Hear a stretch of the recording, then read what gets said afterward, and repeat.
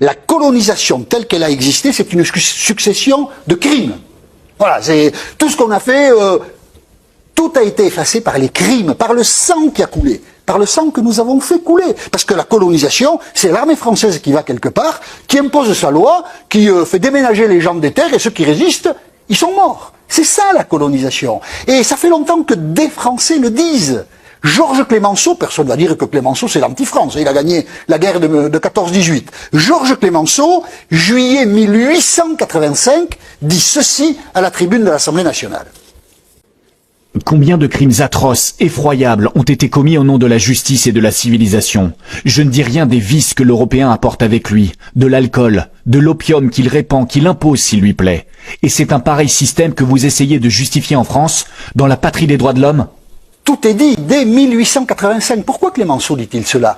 Parce qu'à l'époque, l'opinion publique française est un peu effrayée, on l'a oublié, effrayée par l'attitude de l'armée française en Algérie. L'armée française en Algérie, la conquête de l'Algérie, c'est 1840-1870, c'est une succession d'Oradour sur Glane, des villages rasés, les hommes, les vieux, les jeunes, les combattants, pas combattants, tués, les femmes assassinées, les enfants zigouillés. C'est ça l'armée française qui conquiert l'Algérie. C'est un bain de sang épouvantable. Vous pensez que les Algériens, ils nous ont foutu dehors avec le sourire, et tiens, on n'était pas prêt d'avoir leur sympathie, évidemment. Et c'est parce que Clemenceau a la connaissance de tout ça qui fait l'objet de campagnes de presse dans les années 1850, 1860, des journaux allemands, anglais, partout en Europe, on est effrayé par l'armée française. C'est ça la colonisation. Plus tard, je saute des épisodes, Aimé Césaire. Aimé Césaire est encore, il était martiniquais, donc la Martinique, disons que c'est la France.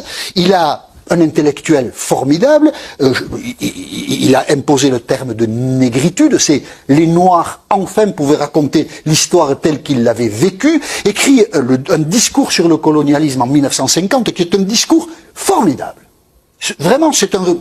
Et il dit ceci à tous ceux qui parlent, comme Retailleau, là, les écoles qu'on a faites, les hôpitaux. Eh bien, Aimé Césaire leur répond ceci.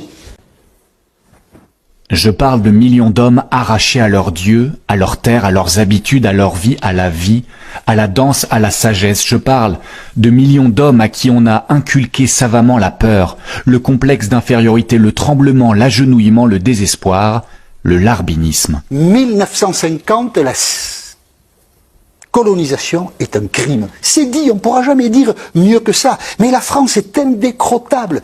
Février 2005, le Parlement français vote une loi qui a scandalisé le monde entier sur les bienfaits de la colonisation. Article 4 de cette loi. L'article 4 de cette loi dit que désormais, les programmes scolaires reconnaissent en particulier le rôle